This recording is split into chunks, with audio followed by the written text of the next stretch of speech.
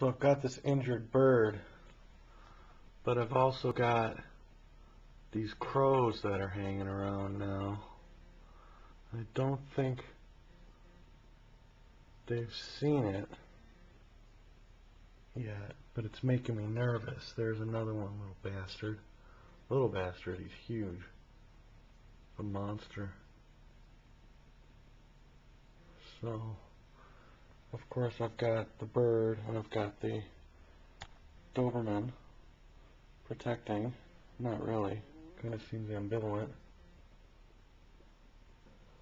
But I would hate to have to lay the smackdown on a crow.